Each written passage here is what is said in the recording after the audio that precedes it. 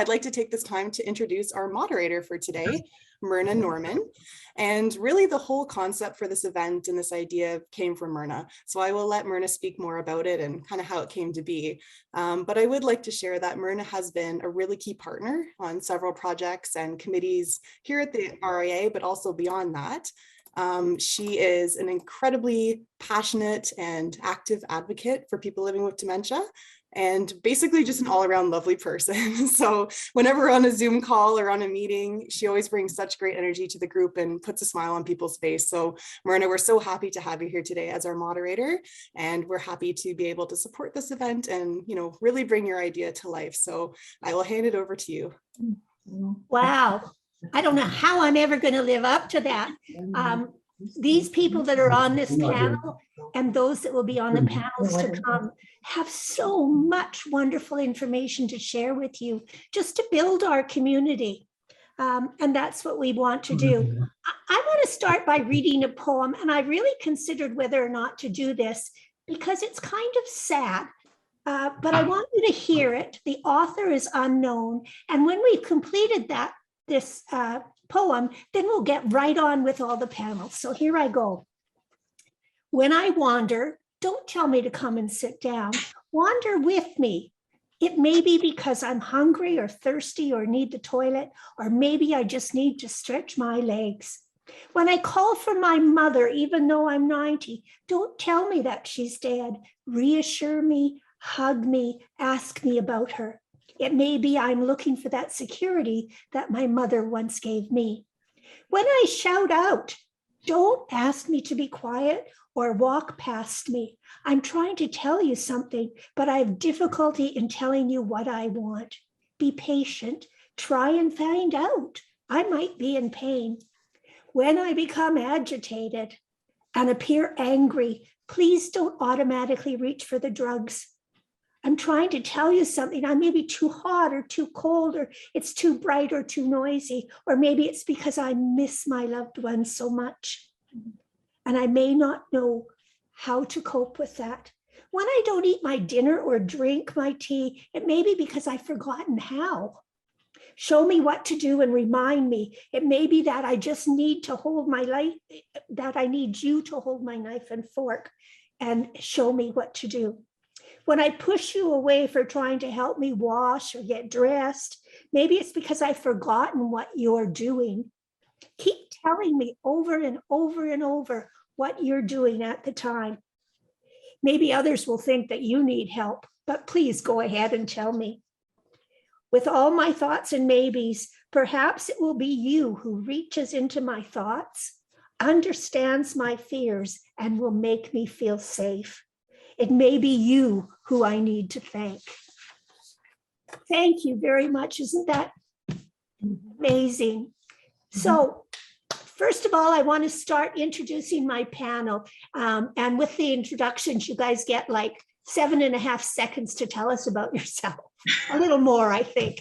So I'm going to go by my screen. And Debbie, you're first up there. Debbie, could you tell us a bit about yourself?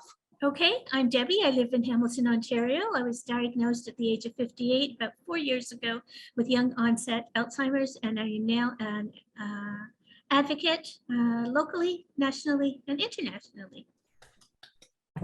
Wonderful. Sandra?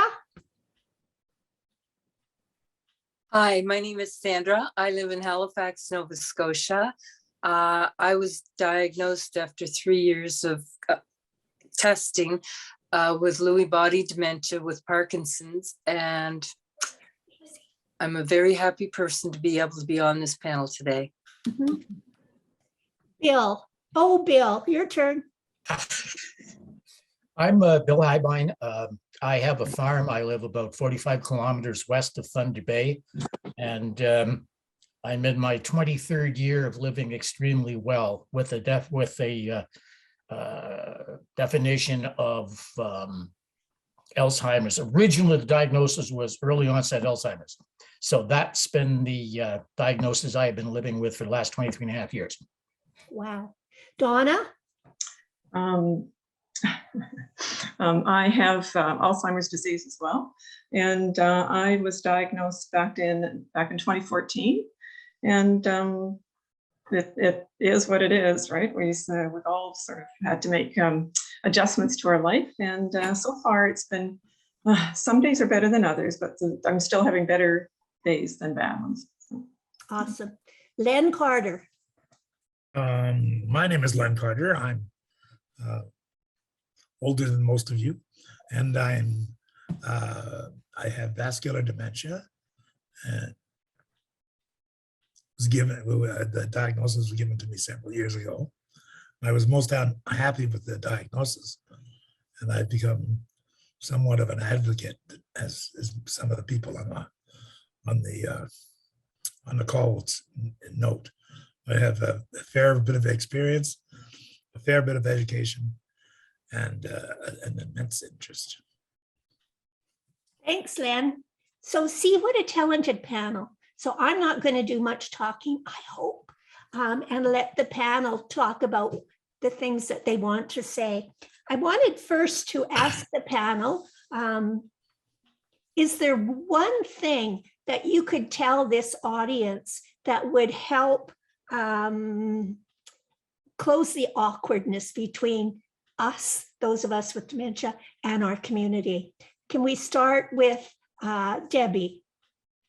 One of the things that I would suggest is that people who think they know about dementia and what they perceive dementia to be, to just wipe that out of their heads or take it from their minds. There's a lot of misconceptions about the various stages of dementia, and it's a stumbling block for making communities inclusive.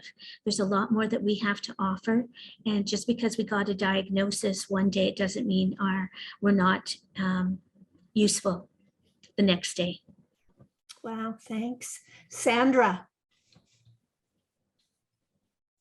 Hi, what I would like to offer is similar to what Debbie has said, is we all have dementia, but we're still people behind it. We didn't change from the day before to the day of that we were ranting lunatics or belonged in a locked room.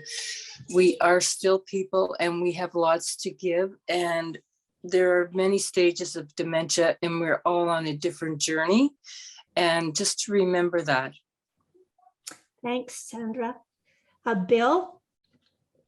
Well, I guess one of the first things I would have to say is don't always listen to your doctor. In my particular situation, at the time I was diagnosed, they told me because of an early diagnosis and on medication very quickly, I might get 5 good years. At the end of 5 years, I would probably end up in a home somewhere. After 8 years had gone by, they ran me through every test in the book again. This time I was given the same diagnosis, early onset Alzheimer's, but I was told because I was in my 8th year, I'd be lucky to get 3 more. Well, 5 years ago, they ran me through every test in the book again. And this time they said, they don't know what you're doing, but whatever it is, don't stop. And I am firmly of the belief, if I did it yesterday, there's no reason I can't do it today. And if I'm doing it today, there's no reason I can't do it tomorrow. Thanks. Donna? Well, I guess the only advice I could give to anybody, or sort of what I've gone through as things, is that for me in particular, be nice to people, because if you're not nice to people, they're not going to be nice back to you, no matter whether you have Alzheimer's or not. So I find it's a lot easier if I just stay cool and that sort of thing. But I do tell most people, and I shouldn't say I do tell them, but I wait until there's an opportunity for me to slide in about Alzheimer's while I'm talking to them. Because I think, truly, I think we've all got this just so that we can alert other folks to Alzheimer's, just in case, right? Because when we first were, even before we were diagnosed, we were really scared about what was happening to us and all that kind of stuff. So, so I take advantage of those opportunities when people ask, strangers ask me about Alzheimer's and that sort of stuff, and try to be as positive about it as possible, but as realistic as well. So, well, thank you. And Len? You're muted, Len. Sorry, I was behaving. Okay. It was a mistake. It won't happen again. What I can tell you best about this condition, and I call it a condition, is that, first of all, there are over 107 different dementias. So you're not alone. Believe me, you're not alone. There's thousands and thousands, there's a million people in Canada alone that are affected. So the other thing is, the best way to beat this is to reach out, to talk to people, to touch people, to have conversations, to be comfortable. You're a person. All those other people are persons as well. So just talk to them. Thank you, Len. All of those things are so important. And as Len ended that conversation with, we're all people. So we want to say hello to you and we want to hear you say hello back. Let's talk a little bit now about our diagnosis. We have an idea of how long ago we've been diagnosed and sort of a tough period, but I want to know a bit more about that diagnosis. Debbie, we'll start with you. Okay. I was not shocked at the diagnosis because I'd cared for 7 family members over the last 40 years with Alzheimer's and Lewy body. What took me surprise, even though I'm a social worker and I have a lot of strategies in place to help deal with situations, I went on an 18-month journey where I absolutely let dementia take control of my life. I was absolutely devastated at my emotional responses. I actually became suicidal, something that a lot of people don't talk about, but when you're in peer-to-peer support groups, it's a topic of discussion. And so that journey, it was like being on a roller coaster, but I wasn't inside the car. I was tethered by a strap hitting the trestles, and that's how I described it. I had 7 stove fires prior to my diagnosis. I had to call the fire department. All these little teeny tiny signs and symptoms that happened to you before, I didn't pick up on. And the best thing I could have done was to have gotten in touch with the Alzheimer's Society, my local chapter here in Hamilton, because they were able to put me in touch with people that were doing surveys and a little bit of research. And when I wanted to volunteer with them, I thought I'd be answering the phone, stuffing envelopes. 2 weeks later, I'm involved in a project. 4 years later, I'm busier than I was working. Like it's incredible, the confidence. And I looked at something called the 3 C's. I mourned all my losses. It took 18 months. The life that I knew, the present life and my future were gone as far as I was concerned. Working through those and then being in touch, as Len said, get the support that you need. So important. Family can help to a certain degree with best intentions, but we need professional help. Wow, thank you, Debbie. Thank you so much. Sandra, can you share with us what it was like with your diagnosis? As I said earlier, I was 52 when I first started going to the memory clinic, and it took 3 years. I was passing the tests easily, no problem. And thankfully for me, my doctor knew that I was an accountant and I consulting, and I did it internationally. So I had to know all the tax laws, all the accounting laws and everything that was happening in the world. And I could not do that anymore. It was just like slowly, it was gone. You know, what used to take me a half hour was taking me 3.5 hours. So there was something wrong.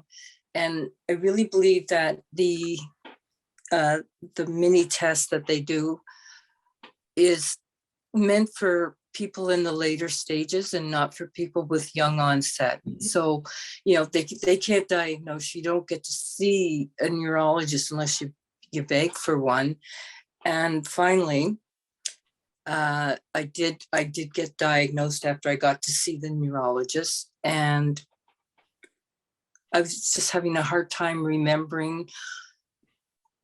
I had, almost a photographic memory before, and then all of a sudden I just didn't know how to do things on my own without my brain to tell me automatically what it was. my focus and concentration became impacted. And I just forgot how to do things. And one day I just decided, you know, I realized my car does not drive itself because it did not know how to go to my clients' businesses. And so I knew I couldn't say it was the car's fault, even though everyone thinks the car knows how to get there.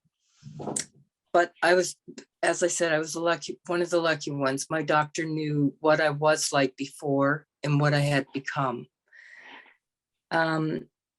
Financially, I was not able to get any disability and had to go into the system, as they say, because you can't get anything with disability until you're diagnosed. So that was 3 hard years. Mhm. And that's it for now. Thank you for sharing. Often it's painful for us to share these things, or it brings them right back to the front. And so all that you're sharing is so terribly valuable. Bill, you've shared a little bit about your diagnosis and what you had to go through to keep it going. What were the initial things that you thought something was wrong? Well, I guess there are a couple of things that sort of showed up for me. One was, as some of you have heard before, at the time I was diagnosed, I was a partner with Ernst & Young. And my main area of supposed expertise was farm and agricultural taxation. I used to do a lot of lecturing for the Ontario Ministry of Agriculture on farm tax. And I would notice that during some of the lectures, I would completely lose my train of thought, even though there was something on the screen I'd be talking about. Well, I found that very easy to cover, because all I did was ask someone in the audience if they had a specific tax problem they wanted to talk about. So I was able to switch back to whatever it was they brought forward to me. That's how I covered that end of it. The other portion of it was occurring in the office. I would find that my secretary would come in and say, "You got a meeting at 2:00. She'd come in 1:45. Well, why aren't you going across town to the meeting? Well, I'd forgotten that I had a meeting. So that was another thing showing up. In addition, my wife was noticing things, starting to, I'd miss things or was repeating things around the house. Now, at the time I was diagnosed, I was eligible for early retirement. And I thought, well, if I've got 5 good years left, I'm not going to spend it behind a desk. I immediately took early retirement. And at that time, my wife and I owned and operated Amethyst Farms, under which name we have bred, trained, and shown registered quarter horses. I've shown Manitoba, Minnesota, Northwestern Ontario, this area. And I think when I look back on it, part of the reason why apparently I've been told I went into a deep depression at the time I was diagnosed and took retirement. When I think about it, horses to some degree saved me, in that at the time of diagnosis, we had 11 horses in the barn. 3 of my mares were due to foal within a 3-month period. I had no time to feel sorry for myself. So I went overnight from being a full-time accountant and a morning and evening horse feeder and a weekend farmer to being a 7-day-a-week farmer. And in that aspect, what I do, and I'm doing it today, what I do is very, very recurring, repetitive. I know when I get up in the morning what I have to do that day. And I think that in itself has helped me get through the last 23 years. Wow. Wow. I just want to give another wow. It's so unbelievable. Donna, what about you? Me? Yeah. What was the diagnosis like? Oh, the diagnosis, actually, I had, after the operation was finished, I had a hip replacement. After that hip replacement, the following week or so, I found that I couldn't remember a darn thing. And so I went back to the doctor, like freaking out because I couldn't remember anything. And they said that, yeah, it's a possibility you had too much anesthetic. So from a hip replacement surgery. So that's where I got my little friend from. Did you then follow that up with a neurologist? Mm-hmm, yeah. Mm-hmm. And how did that go? The same thing. It's just we can't do anything about it. It's a done deal. But yeah, he just confirmed what it what had happened and what I thought was the cause of my Alzheimer's. And had they told you that that was a possibility before?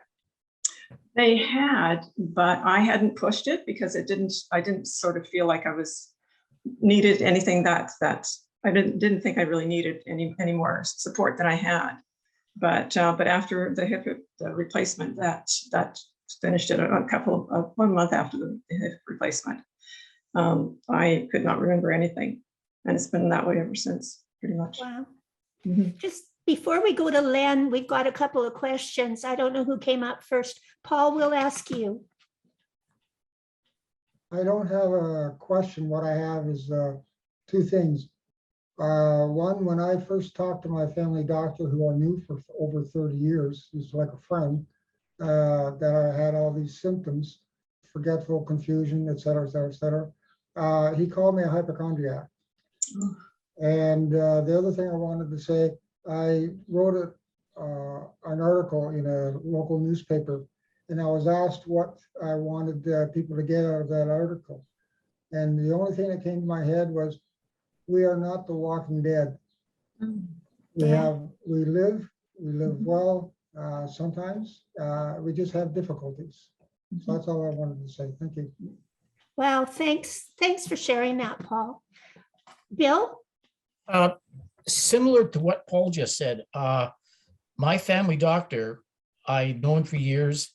He was a neighbor of mine, and unlike Paul, I got tremendous service very quickly. And I think part of it is the fact that he was a client of mine, and I'm sure he didn't want someone with a possible diagnosis of dementia doing his tax work. Yeah. Great. That's the difference awesome. between a 7 and a 3. That's awesome. Thank you for sharing that. Len, tell us about your early diagnosis. How did that come about? My early diagnosis was to put it delicately, a shit show. I went into a doctor because I have difficulty with female names. I have since I was a young boy. I didn't remember my sister's name. I don't remember. It took me a month to figure out who Myrna really was. And I liked Myrna. Myrna and I are good friends. I had a friend that I dealt with for 20 years. And it finally clicked in there. Her name was Gloria. So I went to the doctor and I says, I got a little problem with this aspect of my memory. And he gave me this silly little test that was easy to complete. And then he sent me to a doctor at a hospital for persons that were older. No, I was already older, but I wasn't quite the age I'm now. He told me, you got dementia. And he sent me to see his secretary, and she gave me a pamphlet. She also told me I was going to be dead within, I think it was 5 years. And that just made me mad. First of all, I think of myself as a fairly intelligent character. I had been a television director for 30 years. I had traveled the world as a television director. I had seen everything, done everything, been everything.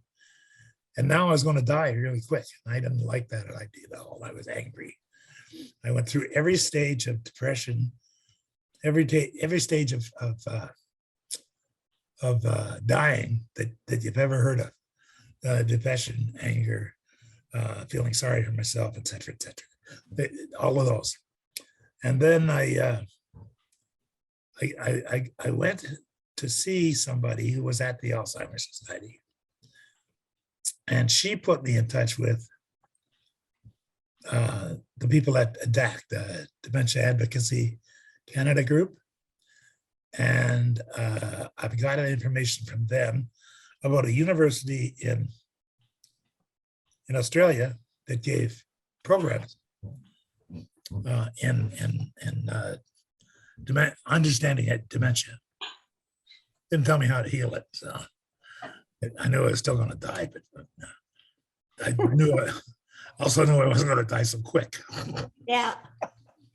At any rate, the whole thing comes down to it was a horror story, and I hate to tell it. I can do it now with humor and with people like Bill and Myrna that I know are going to laugh. But at that time, it was devastating. Yeah. Yeah. Thank you so much, Len. It is really, really hard. Especially if you haven't even heard the word dementia other than in a book as an insane person. All of a sudden, somebody tells you that you have dementia and you go, what the hell? Maybe you don't swear, maybe you use other words, but it's pretty shocking. And it takes a long time to come. Oh, Bill used other words, I can tell because he's laughing. Somebody from the audience has a question about how does one persuade the family doctor to conduct memory tests when one knows that there's something wrong about themselves, like forgetting, etc.? Who would like to answer that question? Go ahead, Debbie. I wanted to say I had amazing healthcare through this journey, I will tell you. So I have no complaints, but my family doctor, like Sam, knew me really, really well. I aced that mini mental test. The first time I took it, 6 months later in his office, I said, there's something wrong. You know, I'm making mistakes at work. I've been asked to come here. He said, do you really think there's something wrong? And I said, yes. And I was persistent. And I said, I need to see somebody that knows. So I was sent to a geriatrician. They were able to do some more substantial testing. From there, it was a neuropsychologist, a psychometrist, a neuropsychiatrist, and then a neurologist. And it happened very quickly. It's about persistent. You know you better than anybody else. You know your body. You know that there's something going on with you. A lot of people live in fear of that and don't seek the help right away, but be persistent, because the earlier you can catch something, for me, the less symptomatic, because I was able to go on some medications that have really helped me focus and stay productive and have a positive attitude. And I know that's not always the case with everybody because of the dementia and besides the type of person they were a lifetime, but really be persistent. And if push comes to shove, get a second opinion. Yeah. Many of us have no idea because we haven't had dementia before, but a referral to a gerontologist is just, in my mind, the best route to go. They specialize and they know about seniors, and so it's a win-win. Sometimes it's difficult to ask your doctor or to get your doctor to agree, but as Debbie said, be persistent. Go ahead, Len. Except you're muted. The only thing that I want to say is you have to ask. If you don't ask, you don't get.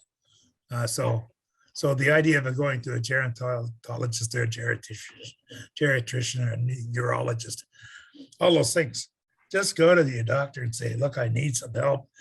And this is what my symptoms are. And, let us deal with it. Because in many cases, people can learn how to live with this better if they know what it is. So go do it. Yeah, for sure. Let's move along just a little bit and talk about whether it's better to keep your diagnosis secret, or do we want to share it openly? And there's two sides to this story. And I think, as Sandra is going to tell you, everybody has a right to their opinion. So we must respect that. But let's start with Sandra about what is best? Should we stay open about our diagnosis or should we stay secretive? When I first started out after having diagnosis, I took it very badly, even though I knew it was coming. I went into shock. And I told the doctor, I said, I'd rather have a brain tumor. At least you can take that out. Mm-hmm. But the secretive, I was in my hermit year. I just succumbed to it and became it. And I became worse and worse. I wouldn't tell anybody what was wrong. They just knew I was sick. And then my daughter got hold of the Alzheimer Society and had me join up and made me realize, okay. And I play both sides of it. I get up on stage and I will public speak and talk about it. But if it's somebody I've just met, I'm, as Donna said, I'm not going to tell them right off, because the first thing they think of is, oh, I don't want to get to know this person. Stay away. I don't know what she's going to do. So I always wait. I may not slip it in the conversation right away, but I let them see who I am, what I am like, and then then I'll bring it up when I've done something silly that is obvious that's not normally me, and then I'll just mention, oh, by the way, just to let you know, I have I'm a high functioning young person with dementia. And these little slip ups happen all the time. But so I believe in telling everybody, I want everybody to know about it, and I will public speak, go on TV, and I will speak to anybody about it and tell them what they want to know. No, I won't hold anything back. I just go out and say it. But if I'm just meeting a person who doesn't know me through any of those situations, I do keep it to myself. When I go into stores and I have a problem, it's like they're asking me something and I can't grasp it. I always have my memory card with me from the Alzheimer Society. And it just says, thank you for your patience. I have a memory impairment and may require a few extra moments. Your understanding is appreciated. I have it laminated because I use it a lot. But if I'm going to a bus or I'm in a cashier's line and there's a lineup, it's just like, do I really want to announce to this store that I have dementia? Do I want to freak anybody out? No. So I give it to the cashier, the bus driver, whoever. By the time they read it, it's given me enough time to collect my thoughts and almost be able to say what I was looking for. So I find it the best of both worlds. Wow, what a great strategy. I do that as well when I know I'm going to have a difficulty. Donna, why do you think some people worry about whether or not they should be open or secretive? What's the basis of that concern? I think it's mainly just human reaction that they've seen around them with the disease up to that point.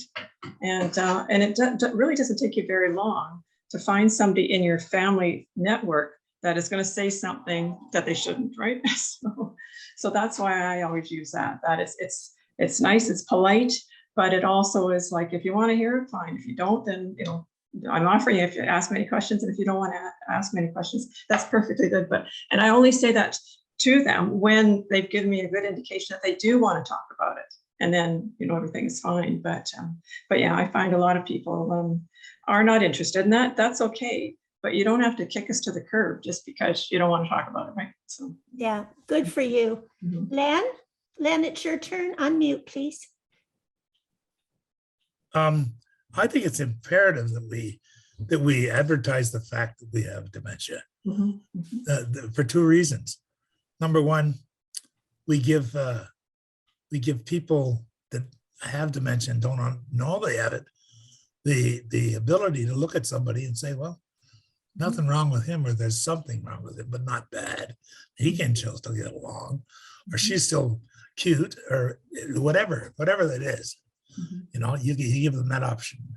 The second half of that is you now have people have more understanding of why you screw up once in a while. I mean, I think it's really important that we do this for those two reasons, if none other, and there are a lot of it. So yeah. I don't want to. Yeah, I agree. Bill, have you ever had to deal with stigma directly, and how have you handled that? I have never really gone out and advertised the fact that I have a diagnosis of dementia, but at the same time, I've never hidden the fact that I have the diagnosis. When I was originally diagnosed, I certainly made it a point of letting all the family know. Obviously, my wife knew because she was with me when we got it. But I called the kids, let them know, so forth, parents, so forth. All of that was taken care of. The only other group, because I consider them such close friends, for the last 48 years, I have been the bass player with the Bottom of the Barrel in Thunder Bay here, which basically is it's a big band swing Dixieland band. And I made certain that I let everybody in the band know. Now, a couple of the band members are medical doctors, clients of mine. Dr. Tom Herringer, who was also the chief coroner for the Thunder Bay district. He was the leader of the group who had originally put this group together. And his wife, when I told him about the diagnosis, Connie's only reaction was, well, be sure and let us know how it progresses because you were always a little off. So as I say, I have simply never hidden it, but I've never actually gone out and advertised it. Wow. Debbie, have you ever confronted a stigma and how have you dealt with that? Yes, and the first stigma that I dealt with was my own. Good point. Because even though I had the history behind me and I've always worked in healthcare and even in long-term care facilities, but I have to tell you that my perception of dementia went straight to end stages. Yeah. Because that's what I was used to. So again, it took 18 months. I only shared it with my church, my one sister, and my coworkers, because they were really supportive when I was terminated from my position. But the rest of my family and friends and everybody else I knew, colleagues, you name it, found out 3 years after my diagnosis when I was featured on the front page of the local newspaper. I guess they knew then. They knew then. And my superintendent knew too, because they've always been very kind and very sweet. So I did both sides. Today, what I know now, and I did go to the same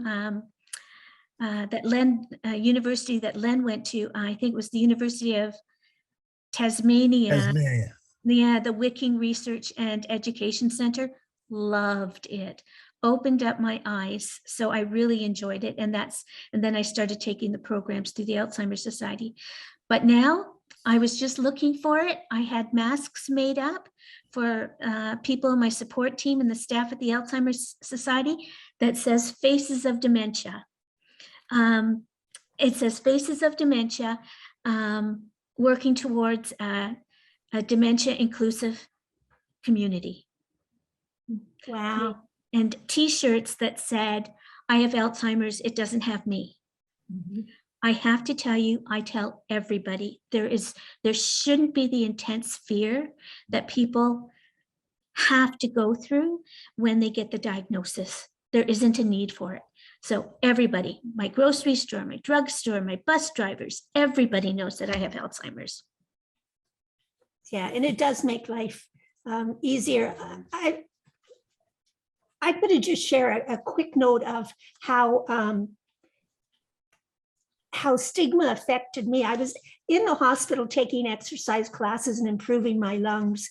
And I was going to say, therefore, including helping my breast movement to be better. But we'll just stay with the lungs. I won't mention the business about the breasts. So I was taking these exercises and the class. Okay, I like breasts. The class leader asked me if I would lead the class. And to do that, I just had to say, okay, do this exercise and let's count 1, 2, 3, 4. And a new man came in and he was standing next to me and I'm missing my numbers, right? I probably did 1, 3, 5, whatever. It was incorrect. And the man next to me leaned over and he said, what's the matter with you? Have you got dementia or something? I was so crushed.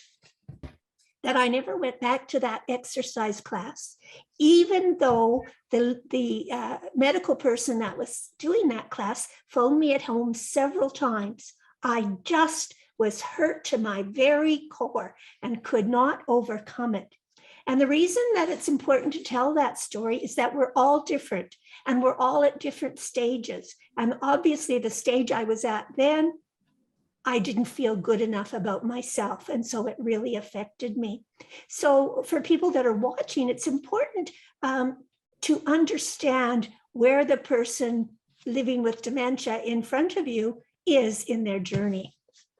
Let's move on to another topic now. Let's talk about when we have, we would really like to have rehabilitation as kind of a necessary thing. We would like to have the plan like the Cancer Society offers to their patients, but we don't. So we're going to make the best out of a sow's ear. So let's talk about when we go for some sort of supportive help. There's support groups that are run by Alzheimer's, that are run by private agencies like mine called Purple Angel Memory Support. Did you hear that? And many more. But the question I'm posing is it better to concentrate on our cognitive issues by doing exercises with our brain at these groups? Or is it better to more socialize and concentrate on just living well? Let's start with Len this time. Good afternoon. My name is Len Twitter. First of all, the first thing I want to say is, and it kind of goes back to our last conversation. I looked up demented in the dictionary, Yeah. and it said insane. Yeah. I'm not insane. I have a dementia. It's a different thing, and it all goes together. You know, that's why we get the stigma. That's why the myths are built, because of the damn word. Sorry, Myrna, I forgot what you asked. Oh, great. So did I. Who's on topic here? Who knows what we're talking about? Bill, you do. Oh, sorry, I was writing. What? Oh, we're a sorry lot, aren't we? I think this is a first in history. It had to do with support groups. What? Oh, you're so clever. Social or cognitive. Okay, Len. He's so smart, that guy. Okay, do we want social or do we want cognitive? What do I want? I think that it's important that we do both. Mhm. I go to a couple of organizations and a couple of events that are both cognitive and social at the same time. I associate with people, and we play mind games, and we play figure out this, that, the other thing, sort of things. As far as the physical is concerned, we should do that too. It's called Minds in Motion. And what we do the physical, well, not me, but because I'm crippled and can't move.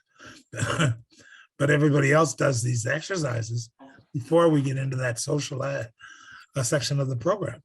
I think they're both equally important. I'm not so sure whether what I've learned about the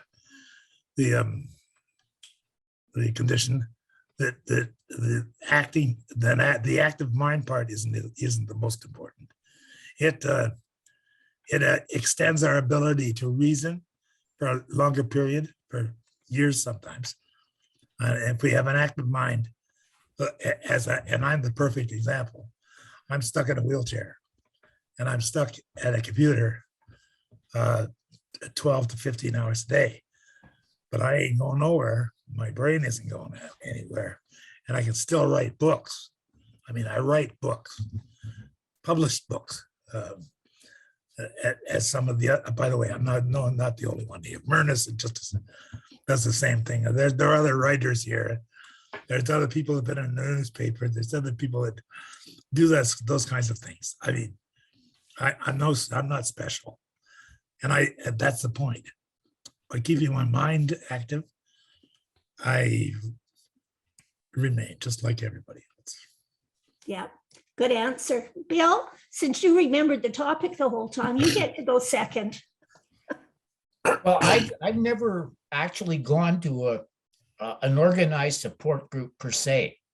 I suppose the closest thing to it would be things like Dementia Cafe, or I consider what we're doing here today a support group.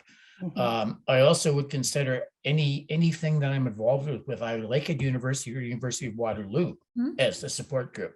But my most immediate support group all have 4 legs.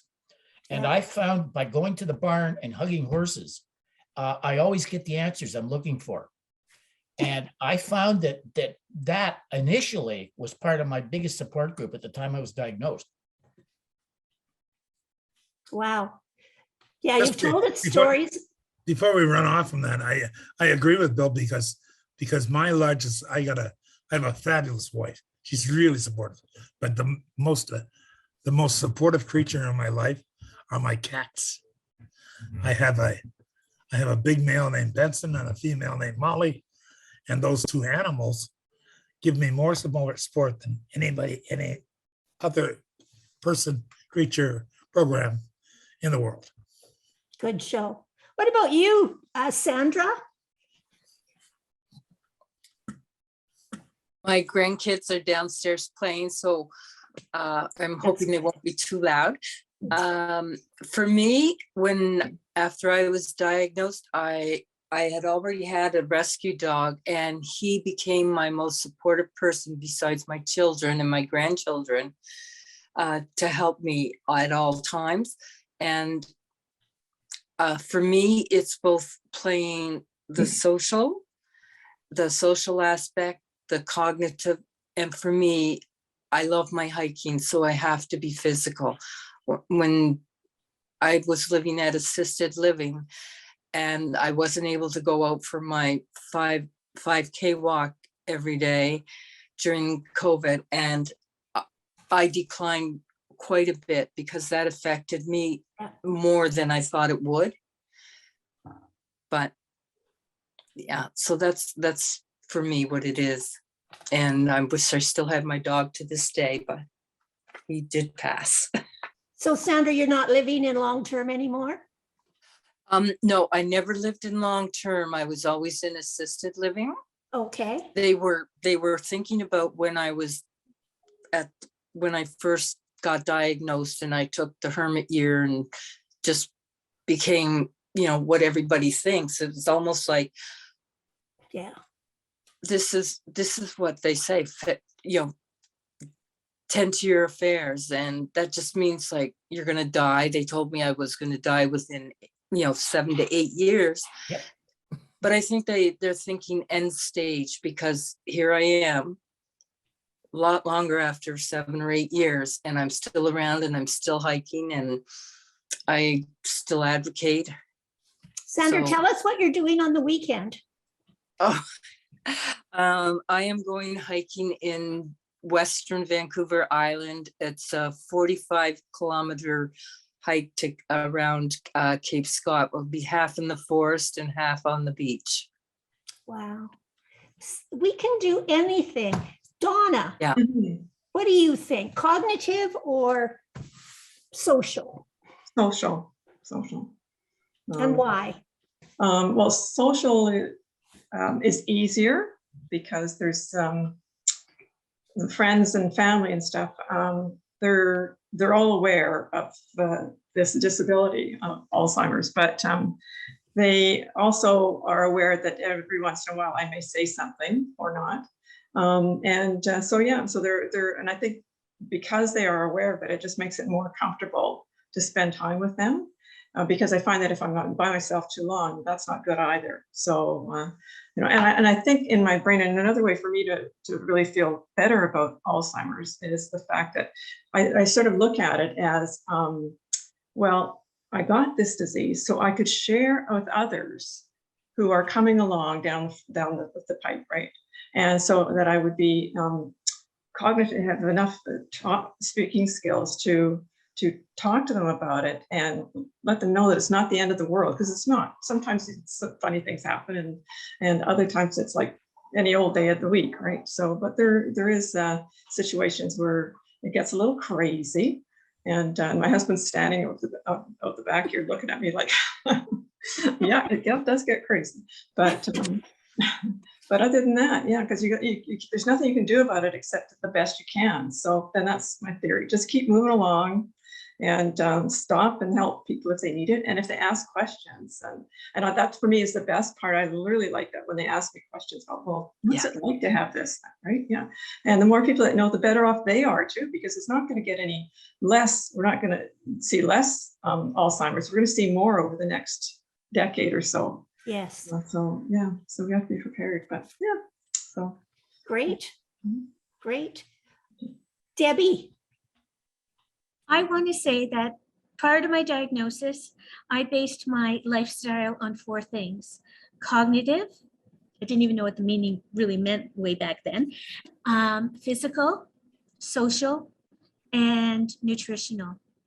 So when you're talking about being social and you're being cognitive, which is the more important of the 2, I would say that they're equal, along with proper nutrition and physical activity.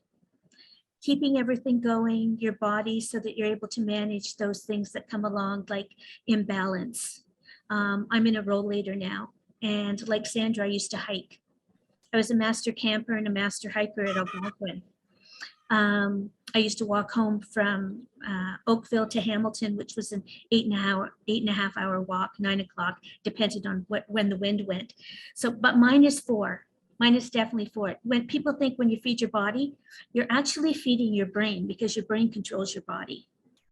So socially, yes, definitely. It helps, the moral support, the listening ear. I have a thing that I call that we all need a heart. And if you spell heart out, in the middle of heart is ear, E-A-R. So heart to me means your heart, that you give the empathy, but you give a listening ear. So that social component's important. Cognitive, I've always been a puzzle person. I've never owned a television in 37 years. I've always doing something, whether it's education, academic, general information. So keeping my mind busy, that's what I've done my entire life. And then the physical, and then the nutrition. The nutrition could have been a lot better, but I'm finding that it's really important now. So I think I can't compare. It's like apples and oranges. I just think we're so interdependent on the things around us, the people around us, that everything's equal to me. Good, thank you. She's pretty hard to follow, isn't she? I just want to share with you that I've been doing support groups forever, and they help me more than they help other people. It's just really important. And I have almost all men in my support group. And I tried at the very beginning of this year to do cognitive exercises. And my men would struggle and struggle and struggle to make the letter A, or to tell me their full name, or to tell me how old they were. And I found that my men were not having any joy. So I flipped the stigma over. And now we go out to lunch. We go to the park for the day. We've been to a movie together. And so including that social aspect is the brain cognitive as well, because we're using that to enable us to respond to each other. I want to open the floor now to questions from our audience. And please, you can answer any questions. We're all big boys and girls here, and we're happy to answer them. You could either put them in the chat line, or you can raise your hand and ask them, and we're more than happy to. This whole process is about finding that balance between those of us with dementia and our communities. And if we weren't really wanting that to happen, we wouldn't have put this together. So come up with your questions. We're happy to have them. And if you don't want to ask one, make one up. Rose, you have a question. Rose, do you have a question? I had raised my hand at one point, but I think it was in response to your question as to whether it was, oh, you couldn't remember that the idea of cognitive versus social. I do have a question though. I was just thinking about how, let's see if I can find the words to say this. How so many of us have faced some form of stigma over the years, and how some of us, I think are a little shy about revealing that we have dementia. And I was like that to begin with my dementia. I really, I knew something was wrong, but I couldn't get a doctor to confirm it. And so I kept it all to myself for a long time. And it was probably, at least 8 years in that I got my diagnosis. And then it still took me a couple of years to come out with it to my extended family, even though at that point I'd known for a good 10 years, but now my attitude toward the whole thing is I want everybody to know, that is an option for some of the things that they might be seeing in you as far as symptoms and all that goes. I think it's an evolution. I think it's just part of that journey. Yeah, definitely an evolution. Yeah. And I still believe that the social aspect of all of this, of finding other people that know what you're going through, that made all the difference in my life, because up until that point, I was in the deepest of depressions and was also thinking of suicide, as someone else mentioned here earlier. But honestly, the social aspect has come through as being my savior in all of this, and that's why I'm looking into getting something nationwide set up in regards to dementia and all that. I'm still looking for, the support that I need in regards to that. But at the same time, I really feel like it's the only thing that really said anything to me at all was the groups that I've gotten involved with over the years. Good. And I'm going to shut up now. Thank you so much, Rose. Debbie, just before yours, Miss Sri has a comment. Go ahead, dear. Hi. I'm first of all, can you hear me? Yes. Okay. Thank you so much for, I'm really delighted to be here because it's opened up a vista of ideas, as well as I come from a South Asian background, and I notice as a gerontologist that there is so much of stigma in the community. So I just want to, the first step I would like to share is when I reached out to a community organization which caters to the South Asian diaspora and the GTA, they asked me, when I asked them that, you should kind of invite some speakers to create that awareness of dementia. It could happen to anyone.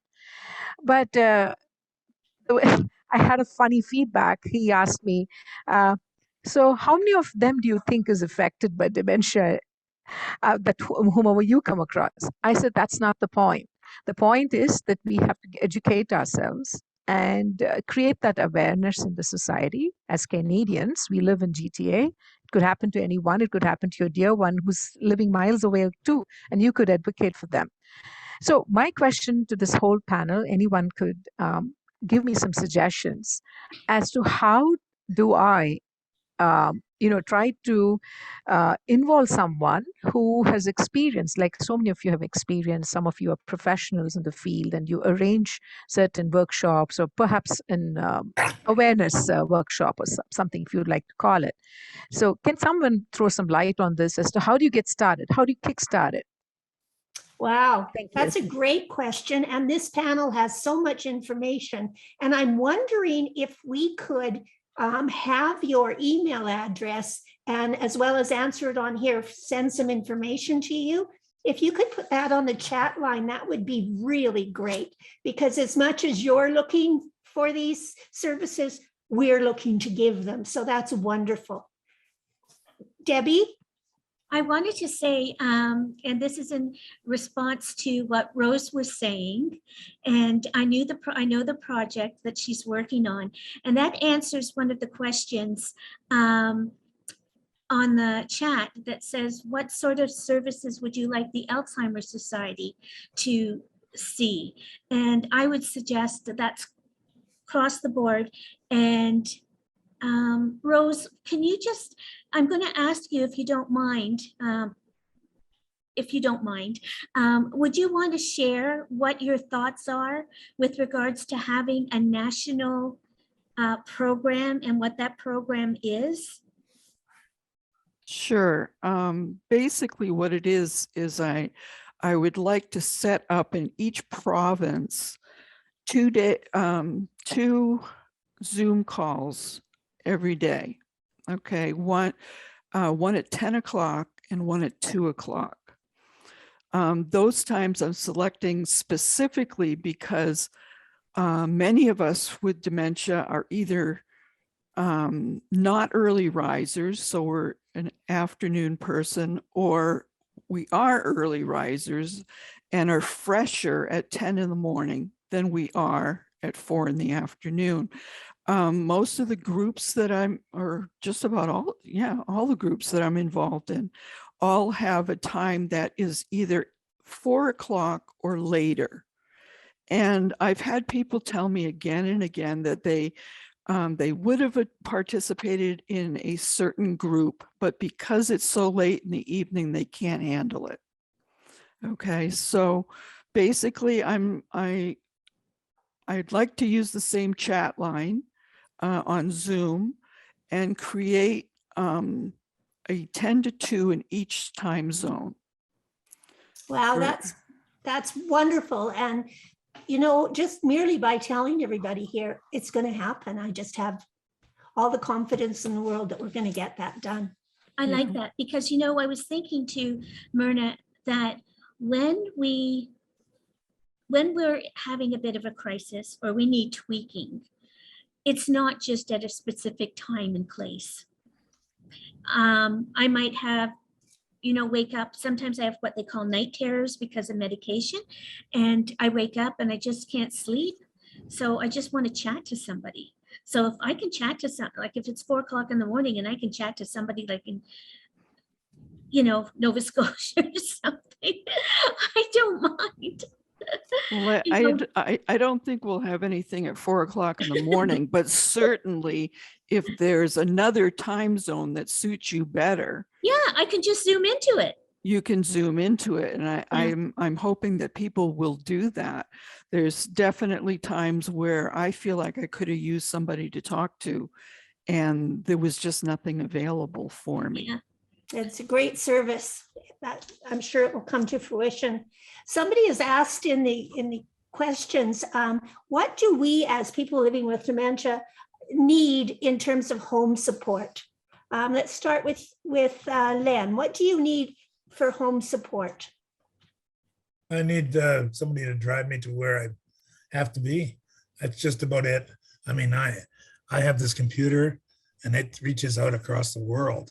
I mean, I talk to people in Russia, Germany, and Lithuania, everywhere through the computer. My wife is really good at cooking, looks after me really well. I'm getting fatter and fatter. No, home supports, I don't think are an issue as far as I'm concerned. I'm honest with myself. And I do only what I can do. I don't try to do things that I'm incapable of doing. The last time I broke my foot, I have a broken foot. I got that by trying to do weeding in the garden. So I'm pretty much limited, you know, And I'm honest with myself as far as that's concerned. And that's the other thing. That's one of the things that I wanted to note. Don't do what you can't do. Don't try to do what you can't do, because that well is there for us to fall into. So be careful. Yeah. I couldn't agree more. Sometimes when people try over and over to do a task that they are unable to do because of the dementia, it just puts us further down the road, doesn't it? So we need to do the things that we're good at. Sandra, what sort of home supports do you think are important for people with dementia? There are many types of home supports, whether you're in assisted living like myself or long-term care or in your own home, but you have to have someone that you can talk to. You have to be able to find that person, whether it's through the first link of the Alzheimer's Society of where you live, to get hooked up with them. And as Len said, and Rose and Debbie, I'm on the computer all the time. And so when I need to talk to somebody, I've got somebody out there in a time zone that they can talk to me. When my best friend who in Halifax, who also has dementia, is asleep, I know that I can call out to Rose or to Debbie or anyone, anybody else. I just look at, see what time it is, and that's where I'll go. It's building up your network of people. And to do that, you have to be able to go outside of yourself and say, I need help. What can I do? Who will talk to me? And if I'm not the person they need to talk to because I don't know what it is that they're, what I'm not able to help them, I will refer them to a list of places that they can go to look for the information with names of different groups or anything like that. But for home support itself, you have to know what you can and can't do. You really have to be able to tell yourself, can't do this. Like I couldn't cook. I burnt every pot in my house and they were Padernos several times over. I've had the nice policeman come and visit, or the fire department and the police department come visit me and say, Sandra, you really got to start looking. And that was the other thing. Looking is going on a waiting list, and I was on a waiting list for a very long time, and I finally got into an assisted living. They were looking to put me into long-term because I had gotten myself into that, like, you told me I have dementia, that's end of life. Like, I might as well just give up and crawl in and die now. But I was able to come out of that. But people, for long-term care, I'm thinking they need, like, the family should do something up, and some places do it and some places don't. They need a list. Tell them, my mom, my father, my uncle, aunt, whatever, likes to do this now, but he needs help. His favorite kind of music is this. His types of books he likes are this. Yeah. The movies he likes is this, especially if they're, with dementia and they have a hard time talking. This will help, and especially in long-term care where turnover can be high, the new person can just look at this list of things that they like. What happens if they, don't give them a lot of options. If you ask them questions that have options, give them 3 or 2 or 3, and then say, or if you have something else. So if they do remember something they want to do or a restaurant to go to, it can be there. Get to know your pharmacist if you're living at home. And because if you go to the same pharmacist all the time, one talk I had given to pharmacy students in their last year, and I said, get to know them.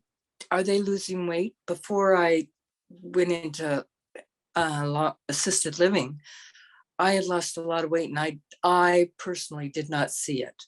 Yeah. I wasn't taking my meds. My pharmacist noticed saying, my doctor said, if you don't take meds, take them in.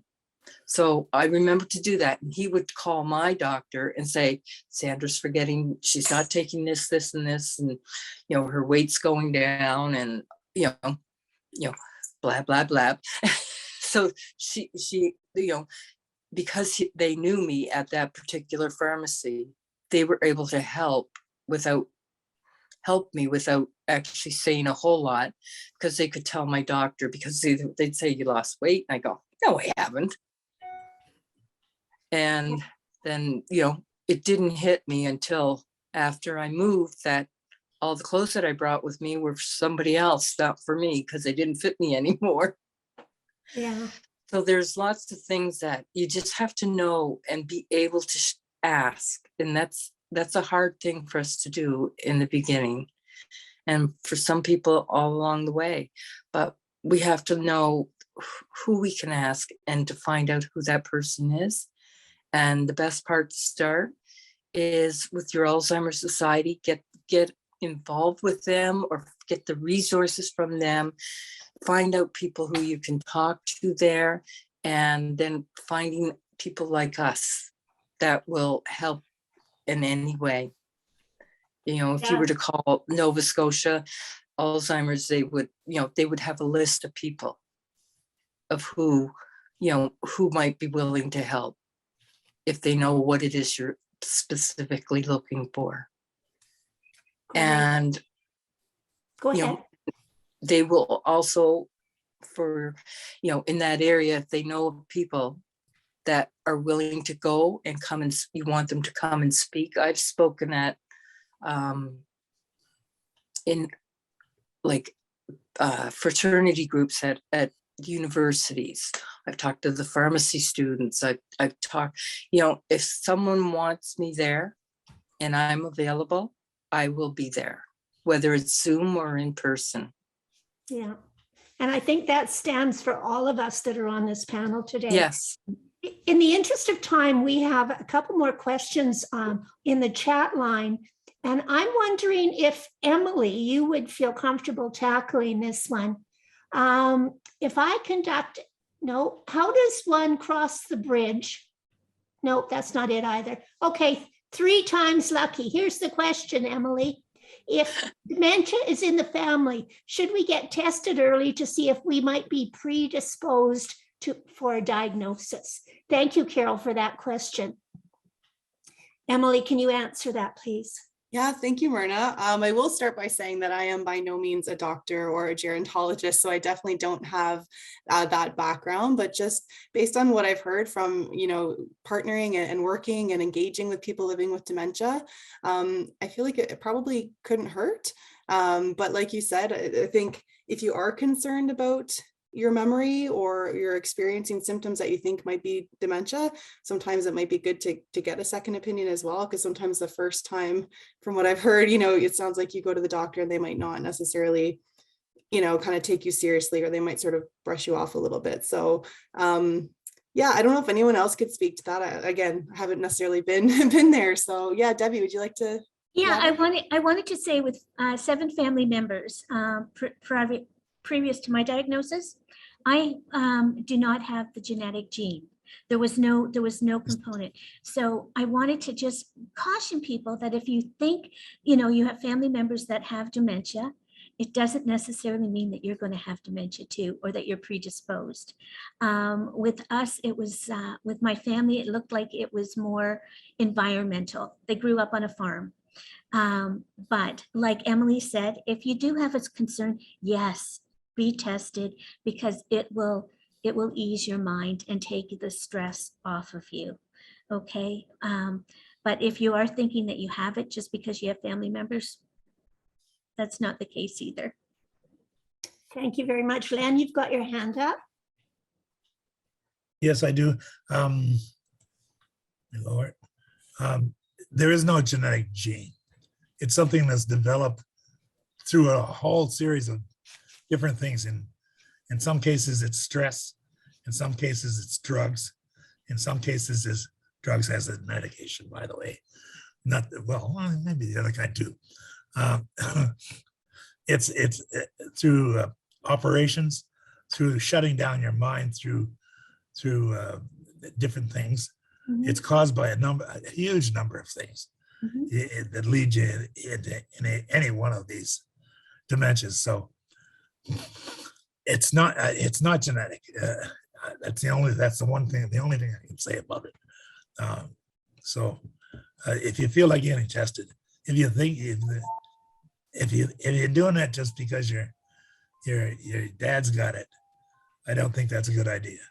But if you're doing it because you think you might have it, go for it. Good, thanks, Len. We're down to about 8 minutes, and I have another question that's from the chat. Someone wants to know, if your family refuses to accept your diagnosis, how do you cope with that? And let's ask Donna that question, and then Bill. Donna?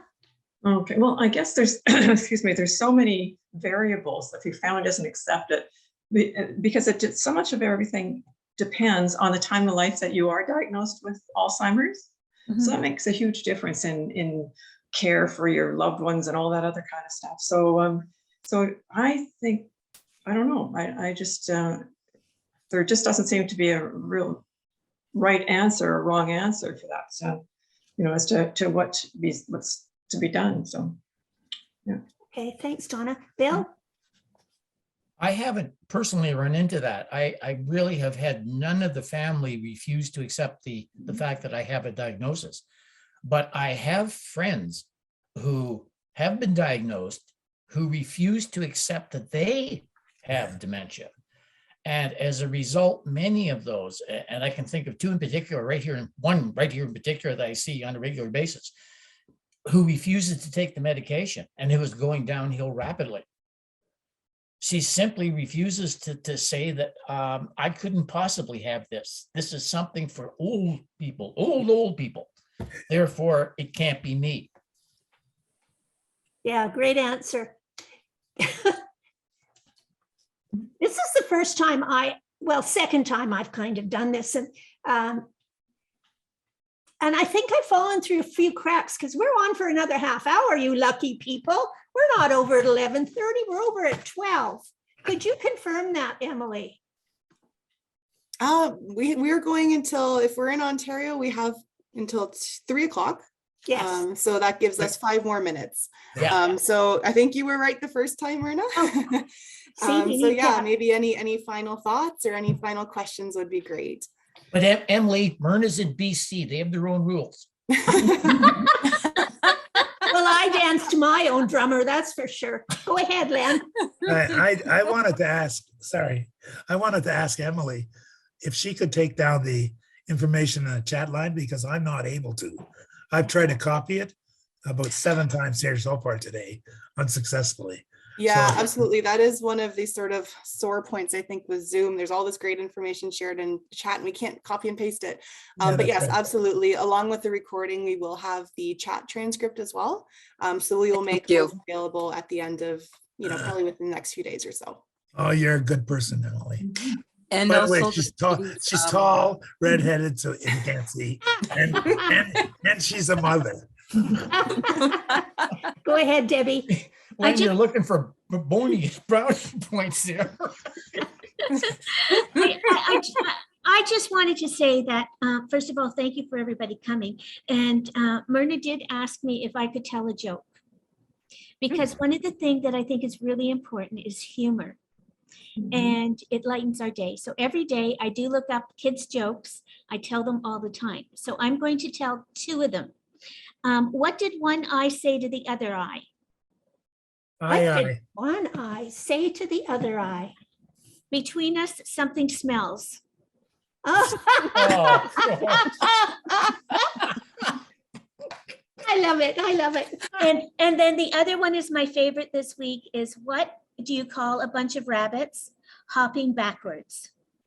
What do you call a bunch of rabbits hopping backwards?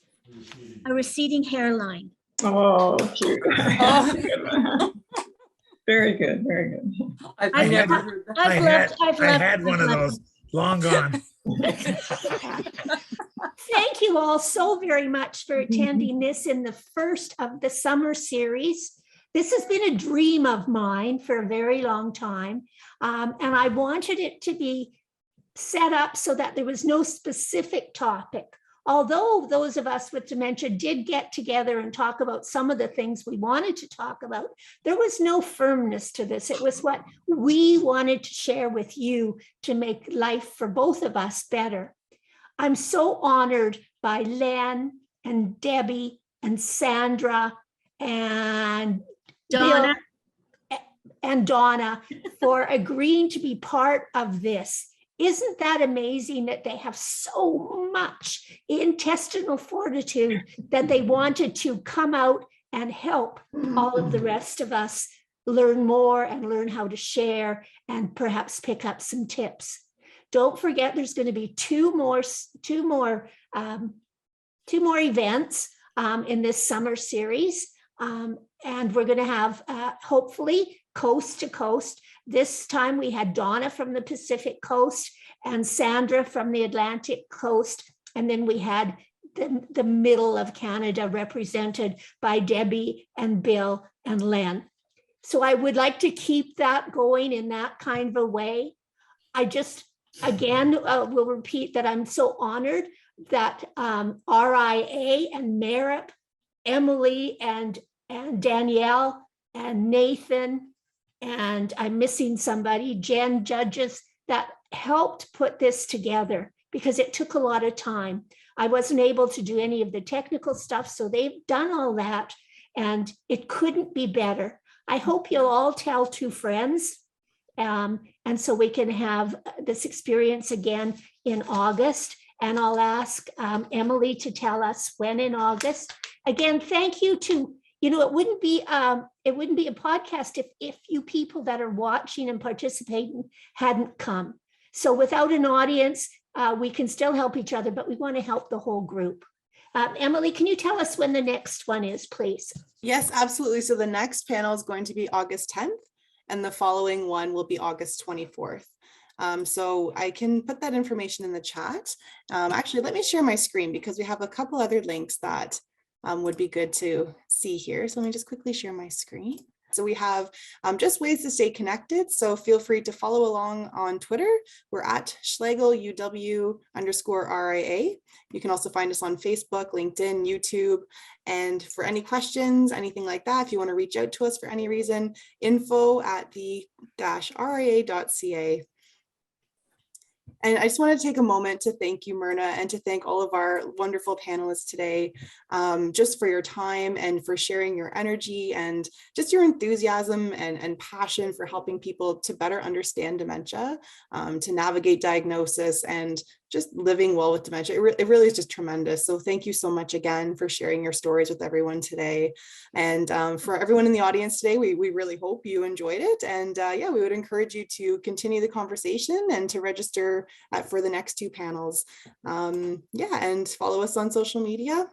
And just a reminder again that this was recorded, so we will be sharing the recording within the next few days, we'll say. So please feel free to rewatch if there's anything that you wanted to watch again or to share with anyone who you think might be interested in enjoying the conversation as well. So thank you everyone again for your time, and we hope to see you at the next two. Bye everyone. Thanks for coming. Thanks for sharing. Yeah, we all. Thanks all. Bye now. So long. Bye. Bye. Yes. Bye.